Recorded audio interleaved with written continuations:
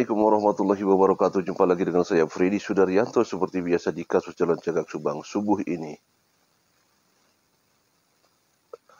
Hari demi hari kita menunggu sampai ke hari Kamis tanggal 20 Juni 2024 di mana direncanakan akan ada sidang tuntutan. Tapi tidak tahu apakah ini akan mundur ataukah akan tepat di tanggal 20. Tentu inilah yang seluruh warga masyarakat Indonesia, baik yang ada di Indonesia dan yang ada di luar negeri menunggu, harap-harap cemas, semua menunggu semua. Tetapi dari coba kita membahas daripada hasil persidangan semuanya, keterangan-keterangan saksi, keterangan-keterangan para ahli, kita akan menarik kesimpulan, terutama kita coba untuk tidak berbicara masalah vonis, tetapi kita coba mereka-reka bahwa apa yang menyebabkan terjadinya kasus ini, ya, kasus Subang ini apa penyebabnya, atau kata lainnya adalah motif. Apa motif daripada kasus Subang ini? Tentu ini akan jadi pertanyaan kita semua, ya kan sampai sekarang kita masih menduga-duga nih motifnya apa kasus ini, ya karena karena apa ya, belum ada vonis, karena nanti setelah ada vonis baru kita tahu ini motifnya apa. Tentunya ada satu keterangan saksi yang mungkin ini bisa menjadi petunjuk kalau ya, petunjuk. Di mana saksi ini bisa jadi petunjuk karena dia sudah membuka sebuka-bukanya di persidangan. Coba dengarkan ya.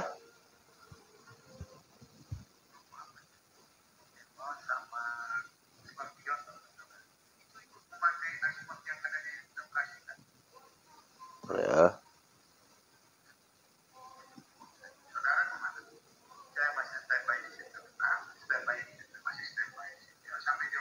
Dari awal ya.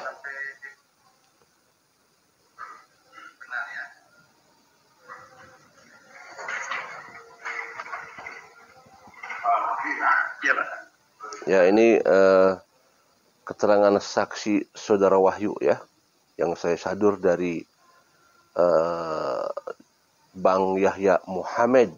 Ya, Bang Yahya Muhammad. Izin Bang Yahya, saya menyadur percakapan ini ya. Tapi di channelnya Juang News ya. Saudara jadi ceritakan yang benar, apa yang dikurang ceritakan saja apa yang saudara saksi tahu ya. Saudara saksi ini mengenal dengan Mengenal. Sejak kapan mengenalnya? Pas kerja di SMK Nasional. Di SMK Nasional. Mei 2020. Mei 2020 saudara kerja di sana. Saudara terdakwa ini sudah kerja di sana. Sudah. Sebagai apa? Sebagai TU. Kalau saudara masuk di situ sebagai operator. Saudara operator itu apa tugasnya, Pak? Operator depodik itu input data peserta didik, kemudian update data peserta didik, data sekolah, sarana prasarana, kemudian sampai dengan ya pencairan dana BOS itu. Oh, tentang ya dana BOS. Betul. Kemudian dalam perjalanan saudara menjadi kepala sekolah. Betul. Nah, berapa lama waktunya? Dari Mei diangkat itu Oktober 2020. Oktober 2020. Betul. Ya, menjadi kepala sekolah, saudara terdakwa ini tetap menjadi tata usaha. Masih tata usaha sebagai operator. Nah, kemudian kita masuk tentang kaitan peristiwa ini ya. Nah, peristiwa ini saudara tahu tanggal berapa? Tanggal 18. Tanggal 18 Agustus tahun 2021. Pada saat itu, hari itu saudara ada di mana? Di rumah. Belum ke sekolah? Pagi-pagi ke sekolah. Maksudnya sudah sampai di sekolah atau belum? Belum. Jadi saudara pada saat itu di rumah, kemudian berangkat mau ke sekolah. Saudara rumahnya di mana? Rumah di Palasari. Melewati TKP nggak? Melewati. Jadi kalau dari arah kita dari Jalan Kakak mau ke rumah saudara melewati TKP dulu. Betul. Nah, kemudian saudara dari rumah, saudara tahu dari mana ada kejadian ini? Ya pas Wahyu mau ke sekolah, ya pas mau dekat sama TKP itu sudah banyak orang. Oh, pas jadi saudara tidak ditelepon sama siapa-siapa, justru pada saat saudara akan berangkat ke sekolah. Betul. Ketika akan melewati TKP, saudara melihat sudah ramai. Sudah ya. Sudah. Jadi Wahyu itu ke TKP atau ke sekolah? Ke sekolah, mau ke sekolah, tapi terlihat ada banyak orang, sehingga akhirnya terdiam di sekolah, di TKP. Tapi ke sekolahnya tidak ada yang menelepon, dia keinginan sendiri ternyata, ya. Kita lanjutkan. Polisi sudah ada polisi, sudah terpasang polisi lain dan sudah ada. Kemudian saudara berhenti. Dia apa yang saudara lakukan?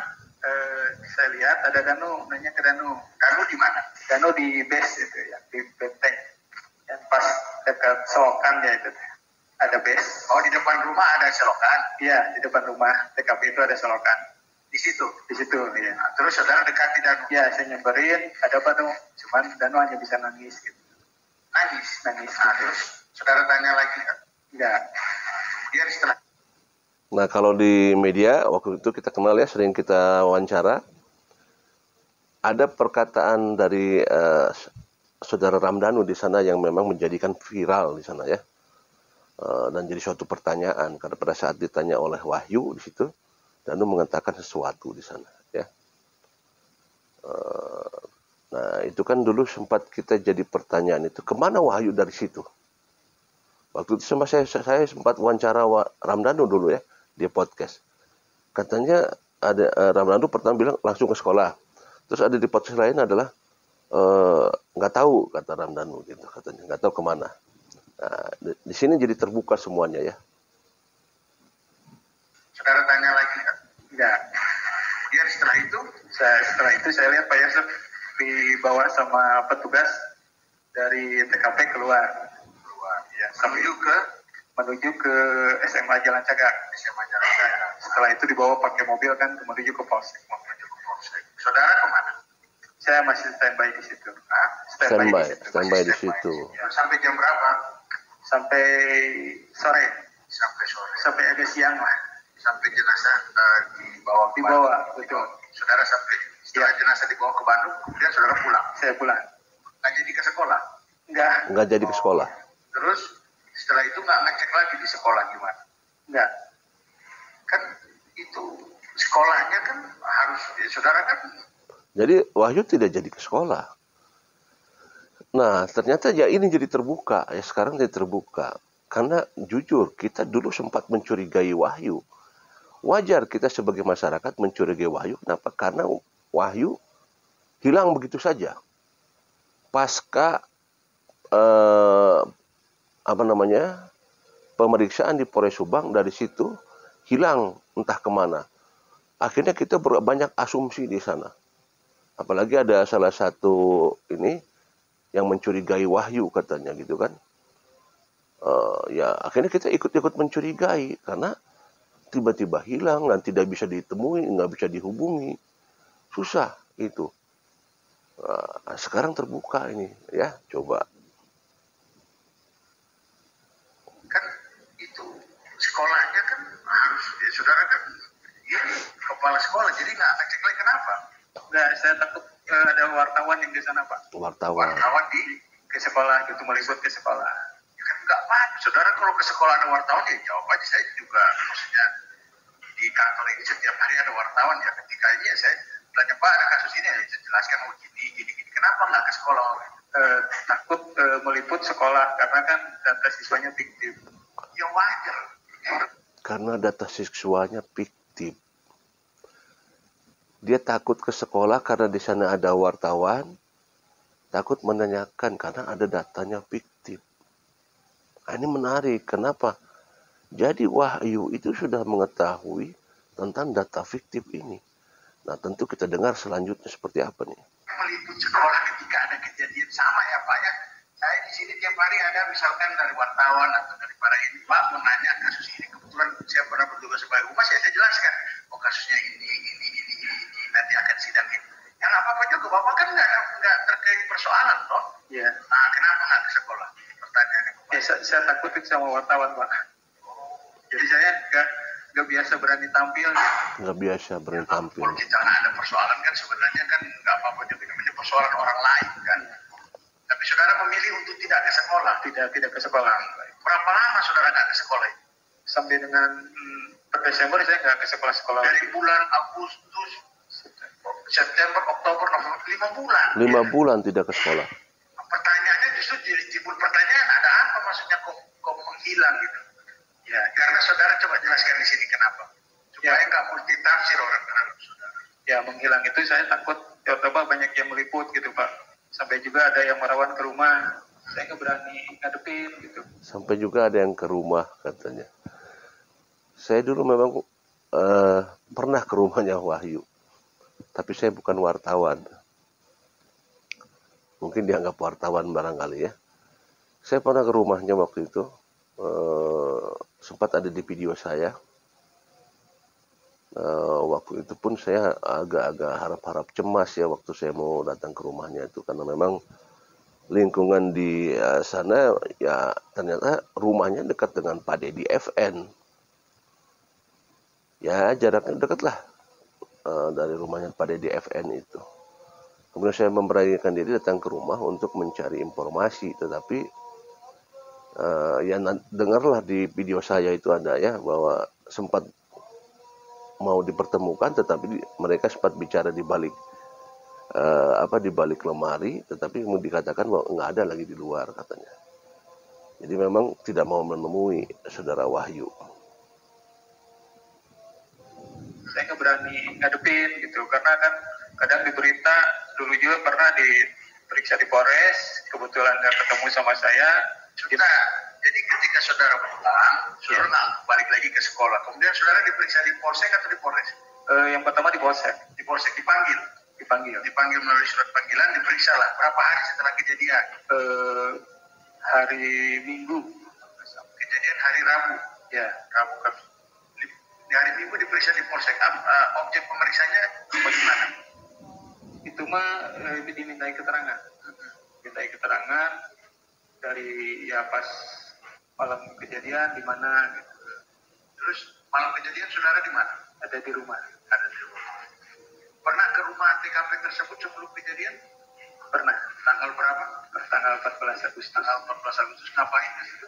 Itu ngambil komputer. Oh, ngambil komputer yang sama Danu, Kosasi sama Topi gitu ya? Iya. Saudara ikut juga? Ikut. Ikut merokok juga? Iya. Saudara rokoknya apa? Marlboro Filter Black. Ikut memakai asbak yang ada di TKP kan? Ikut. Oh, asbak itu dipakai? Iya. Asbak hitam itu dipakai buat asbak hitam itu sama asbak yang dari bekas aqua gelas. Oh, jadi ada dua asbak yang dipakai hari itu. Betul. Asbak dari bekas aqua gelas sama asbak yang ada di rumah itu. Iya. Dan merokok nggak? Merokok. Merokok apa dia? Merokok Camel sama Scorpion kalau nggak salah. Itu ikut memakai asbak yang ada di lokasi nggak?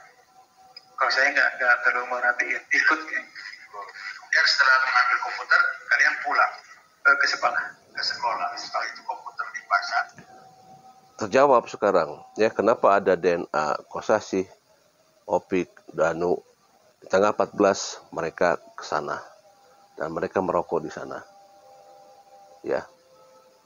Artinya bahwa mungkin tanggal 14 sampai tanggal 17 itu rokoknya masih ada di asbak, berarti seperti itu.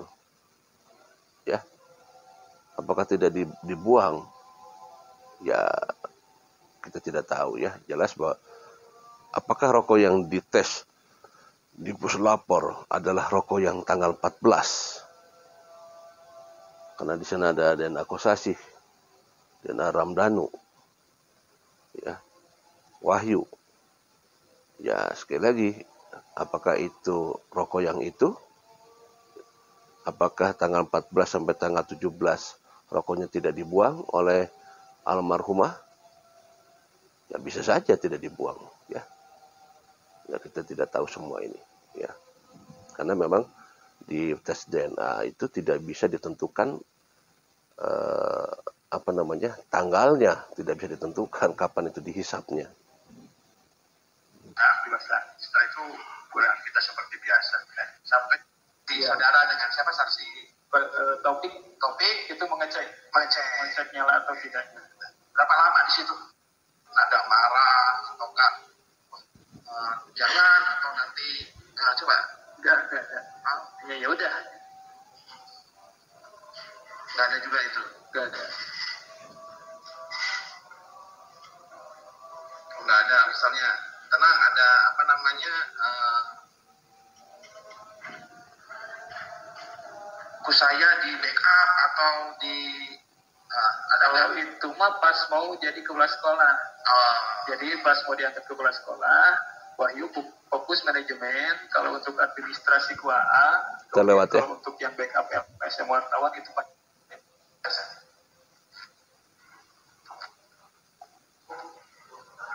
Ya, silakan. Nah, dari penasihat hukum ya, Bapak Ahmad Topan Sudirjo. Terima kasih yang mulia. Saudara saksi, sejak tahun berapa saudara saksi mulai masuk ke dalam SMK ini? Sebelum jadi kepala sekolah ya? Ya, itu per bulan Mei 2020 Pak. Bulan Mei 2020.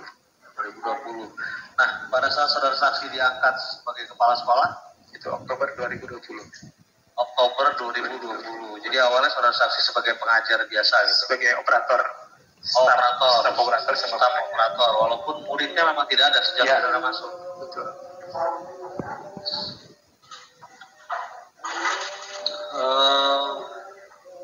Struktur pengurus.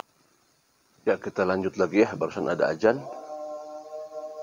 Nah, pada saat saudara saksi belum menjabat sebagai kepala sekolah, siapa saja masih ingat? Bisa dijelaskan? Yang saya tahu itu kepala sekolahnya Pak Kas pada saat itu. Pak Kas kepala sekolah. Iya, masih hidup.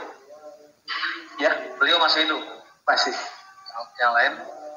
Ya, itu kepala sekolahnya Pak Kas, kemudian ketua yayasannya Yoris, itu aja pada saat saya masuk. Nah, saudara terdakwa ini, saudara Danu, masuk nggak dalam struktur setelah saudara menjadi kepala sekolah? Masuk. Sebagai apa? Sebagai operator, pengganti saya. Tapi tidak di BAP saudara, saksi, nama Danu tidak ada di sini ya. Kepala sekolah Wahyu Kurnia, Bendahara Amalia Mustikal, Wakasek, itu ada Taufik, Denny, Kosasi. Tidak secara tertulis apa ada keputus? Bisa biasanya kalau ada SK-nya gitu, perusahaan itu kan ada hasil rapat RUPS ya.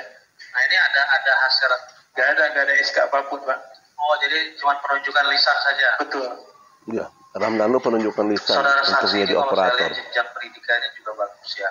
Saudara saksi, makanya saudara saksi bisa menjadi kepala sekolah. Tetapi ketika saudara saksi masuk ke dalam sekolah yayasan ini dan saudara saksi melihat di depan mata memang ini yayasan ini adalah adanya praktek modus kalau menurut kami ini termasuknya satu pelanggaran besar di mana mahasiswanya atau segala sesuatu yang terjadi dalam sekolahnya fiktif. Bagaimana saudara saksi melihat ini? Pada saudara saksi, apakah saudara saksi sebelum masuk memang sudah diajak sama siapa yang ada dalam yayasan sehingga dijelaskan dulu bahwa ini Pak Wahyu ini adalah mainan fiktif, ini nanti kita cari uang di sini, itu gimana? Apa ada begitu? Apa saudara saksi masuk normatif mendaftar, tetapi memang ketika mengetahui di sini ada modus seperti ini, modus fiktif seperti ini, saudara saksi mengikuti saja atau mengamini saja, gimana saudara saksi? Ya, jadi pas awalnya Wahyu mendaftar ngelamar seperti biasa itu ke Yoris, kemudian katanya itu siswanya ada, tapi mereka bekerja katanya. Jadi Wahyu awal bekerja di sana dikatakan katanya ada siswanya tetapi bekerja. Nah ini kan gimana ceritanya ada siswanya tapi bekerja? Nah, Wahyu pertamanya tahunya begitu, itu yang membuat dia mungkin tidak terlalu curiga ya. Tapi lama-lama akhirnya jadi ya pas emang Wahyu pertama kali masuk. Kemudian setelah jadi kepala sekolah, ternyata untuk mengumpulkan 10 orang pun untuk simulasi AN itu susah. Jadi nggak ada yang akhirnya ya udahlah Wahyu merekrut guru baru, Taufik sama Kosasi, untuk rekrutmen siswa, biar siswanya benar ada gitu. Karena instruksi dari Pak Pengawas pun, Pak Haji Warso pada saat itu, yuk kalau misalnya mau diperbaiki ya sokat perbaiki benar, katanya, kata secara bahasa Sundanya gitu. Sokat benar siswana ayat ke gitu. Jadi pengawas juga sudah Tetapi tahu ya. Sejak saudara saksi menjadi kepala sekolah sampai hari kejadian tidak ada siswa sama sekali ya? Tidak ada. Tidak ada siswa sama Nah, sekali. sejak saudara saksi menjadi kepala sekolah, seingat saudara saksi berapa kali pencairan dana bos? Cairan dana bos itu 3 kali Pak, kalau untuk SMK. Ini sebelum kejadian? Oh, sebelum kejadian berarti 2 kali. Selama saudara saksi menjadi kepala sekolah ya? Betul. Sama seperti halnya Ketua Majelis, kita ini kan tidak tahu ya tentang dana bos. Mohon dijelaskan bagaimana sih mekanisme kita kalau mau mencairkan dana bos, mesti koordinasi ke pihak-pihak mana saja, terus apakah pencairan dana bos ini hanya sebatas laporan sehingga Pemda atau Pemda ini langsung mencairkan dinas atau gimana, atau ada survei dulu dari mereka, terus dokumen apa ya, saya bisa turun, terus dokumen apa yang diserahkan gitu loh, dan pertanggungjawaban, kan nggak mungkin simsalabim keluar itu tanpa ada pertanggungjawaban gitu loh ya. Dan saudara saksi saya harap jujur, kalau memang ternyata tidak ada, hanya sebatas lobby, sampaikan di sini gitu. Ya. Jadi kenapa dana bos itu turun, dasarnya kan dari data siswa di Dapodik. Jadi dana bos itu dihitungnya per siswa, per tahun. Nah, kemudian di data Dapodik itu harus ada siswanya. Jadi semakin banyak data siswa, akan semakin besar dana bos yang diterima. Nah, itu jadi dasarnya data siswa. Jadi yayasan menyerahkan data siswa. Ya, dari Ayoris saya menerima data siswa lulusan dari Ayoris, dari SMPN 1 Jalan Sagat dan SMPN 1 Siglahera untuk dimasukin. Jadi mana yang bisa ketarik, mana yang enggak. Kalau yang ketarik berarti dia statusnya tidak melanjutkan. Ya, karena kalau misalnya pas ditarik ternyata dia tidak bisa berhasil, berarti sudah melanjutkan ke sekolah yang lain. Gitu. Terus ini kita posisi dari pengajuan dulu berarti ya? Ya. Seperti yang disampaikan Ketua Majelis tadi, ada nggak berkas-berkas lain seperti contoh rekomendasi kelurahan, rekomendasi? Baik, kita lanjut ya. Rekomendasi polsek misalnya gitu, atau rekomendasi apapun lah gitu? Tidak ada, semua dasarnya dari Dapodik aja. Oh. Dasarnya dari data Dapodik itu. Jadi dengan data itu saja langsung masuk ke pusat, ke database Dapodik pusat.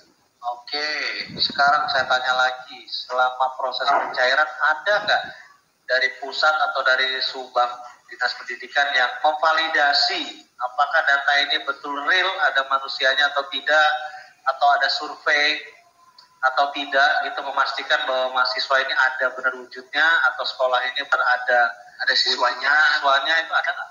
Itu pernah satu kali datang dari pengawas, ya statusnya kalau SMK kan di bawah naungan provinsi, itu Pak Haji Warso datang ke sekolah.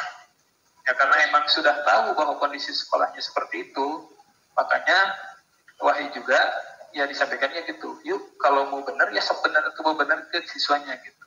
Jadi Pak Warso ini hadir ke sana karena dia sudah tahu bahwa kondisi sekolah itu seperti itu, tuh maksudnya gimana? Jadi kebetulan pada saat itu ada monitoring wilayah. Nah kebetulan untuk wilayah SMK Nasional Serang-Banyak ini pengawasnya Pak Haji Warso dan hadir ke sekolah. Gitu. Sudah menginfokan bahwa yuk akan ada monitoring ke sekolah. Berarti menurut saudara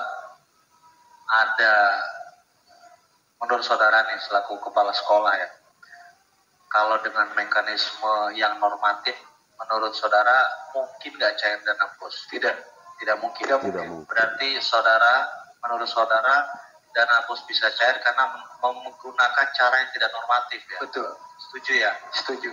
Artinya sudah pasti ada lobby, ada apalah sebagainya itu sehingga dana bos ini bisa dicairkan. Setuju begitu ya? Ya jangan setuju. Itu kan dari penasihat hukum. Ya ini faktanya ya. Itu kan kesimpulan. Ya silakan. Jadi menurut saudara jelas ada keanehan dari pencairan dana BOS? Ya. Ada atau menurut saudara wajar? Ada aneh lah, karena kan data siswanya nggak ada, kemudian BOS-nya bisa cair gitu. Apakah? Jadi sejak saudara menjabat saja itu sudah 2 kali pencairan dana BOS. Saya mau tanya sama saudara, pernah nggak saudara tahu yayasan ini sebelum saudara mengetahui tidak siapa ketua yayasan, bendahara dan sekretaris pada saat saudara menjabat sebagai kepala sekolah? Yang saya tahu ketua yayasan Pak Yoris, kemudian pembina yayasan Pak Yosef. Kalau Neng Amalia ya bendahara sekolah ya. Tapi saudara pernah mendengar nggak cerita atau keluh kesah dari siapapun itu terkait pengurus yayasan sebelumnya ini yang ngelola sebetulnya siapa? Pernah dengar? Oh, enggak pernah dengar. Jadi taunya hanya itu. Tidak pernah mendengar nama bendahara yang dulu, Bu Mimin. Oh, enggak ada ya. Terus pernah nggak saudara atau bagaimana saudara berapa kali atau berapa sering saudara berinteraksi atau dipanggil oleh Pak Yosef gitu ya, selaku Pak Yosef sebagai apa? Pembina yayasan gitu, untuk sharing-sharing, atau Pak Yosef pernah butuh kesah tentang saat ini manajemen di tangan korban seperti apa? Tidak pernah ya? Tidak pernah. Terkait handphone, ya. Handphone dalam BAP saudara itu saudara. Ya, oke. Jadi apa namanya? Ya, ini adalah suatu rangkaian di mana yayasan ini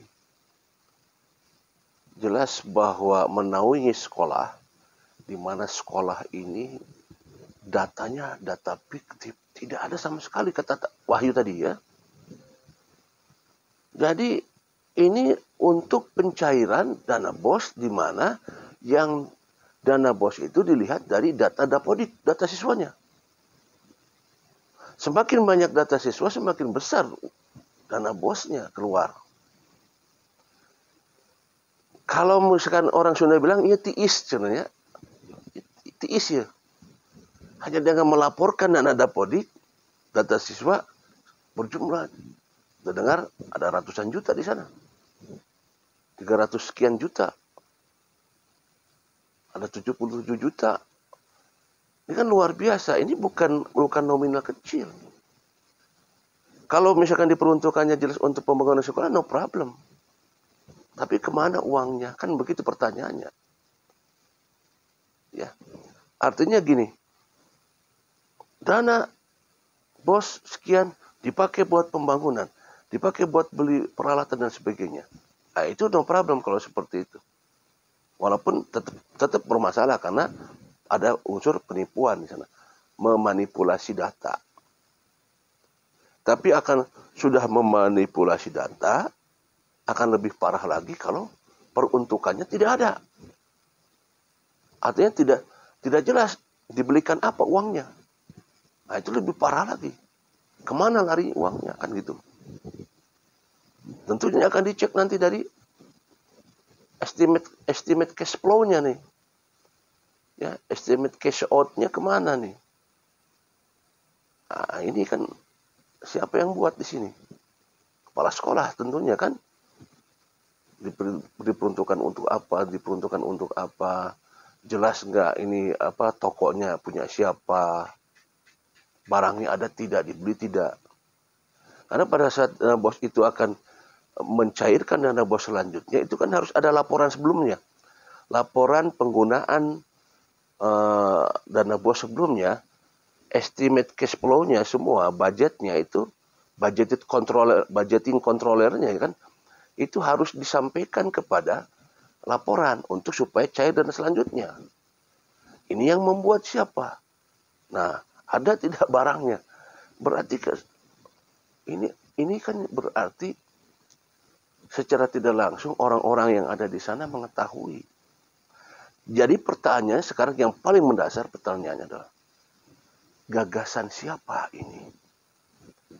Gagasan siapa untuk mencari data fiktif ini, membuat data fiktif. Walaupun tadi disampaikan kata Wahyu katanya orangnya ada dari Yoris informasinya kepada Wahyu bahwa orangnya ada tapi pada pekerja.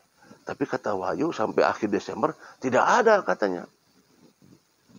Sampai Wahyu berusaha untuk memperbaiki citra itu adalah dengan inisiatif Wahyu untuk mencari data yang sebenarnya. Mungkin mencari murid yang sebenarnya. Merekrutlah Opik dan Kosasi.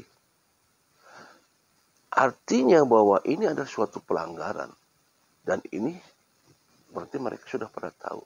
Ya bisa termasuk kedua korban juga. Karena memang kedua korban juga masuk di dalamnya. Apakah ini rangkaian-rangkaian pelanggaran-pelanggaran ini adalah sumber daripada kasus Subang? Tidak ada yang tidak mungkin kalau sumbernya dari sini. Ya kan? Ya bisa saja. Karena ini carut marutnya adalah ada keuangan. Dan uang ini tidak sedikit. Kalau misalkan melihat ada uang masuk tiis dingin sekian ratus juta.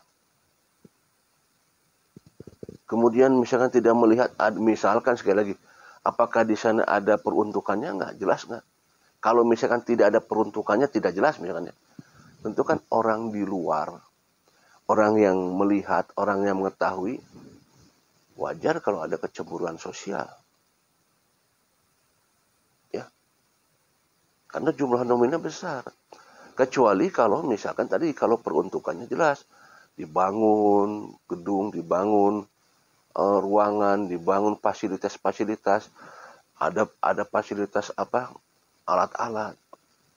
Mungkin orang tidak akan jadi berpikiran negatif, tetapi kalau misalkan peruntukannya tidak jelas, kemudian tiba-tiba ada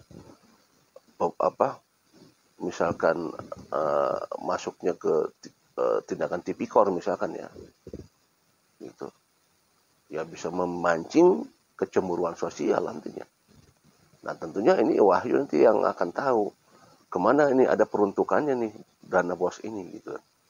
Ya nanti ini akan dibahas bukan di persidangan, nanti di tipikor yang mudah-mudahan nanti akan dilaksanakan di Bandung ini, pengadilan negeri Bandung. Kalau misalkan sudah ada tersangkanya, tetapi kan sampai sekarang belum jelas ini. Apakah sudah ada, apakah akan ada tersangka baru di tipikor? Tapi ya jelas bahwa ini adalah tadi disampaikan oleh Bapak Ahmad Topan Sudirjo, ini pelanggaran. Kan. Wahyu juga mengatakan ya demikian sama bahwa ini ada data fiktif yang membuat dia takut sampai takut untuk didatangi oleh wartawan, oleh YouTuber. Takut ya. Jadi terbuka semuanya ya. Satu adalah kenapa Wahyu takut? Karena memang dia mengetahui ada kejanggalan di yang dia naungi itu, yang dia terjun di kepekerjaan ini, sekolah atau yayasan ini. Dia tahu ada pelanggaran, ada data fiktif, itu yang membuat dia takut diwawancarai, ya. Jadi takutnya bukan karena takut apa-apa, seperti itu. Dan terbuka juga bahwa sekarang apakah ini menjadikan motif daripada kasus Subang? Who knows? Tidak ada yang tidak tahu. Siapa juga bahwa ini adalah sumber daripada malapetaka. Demikian materi subuh ini. Assalamualaikum warahmatullahi wabarakatuh.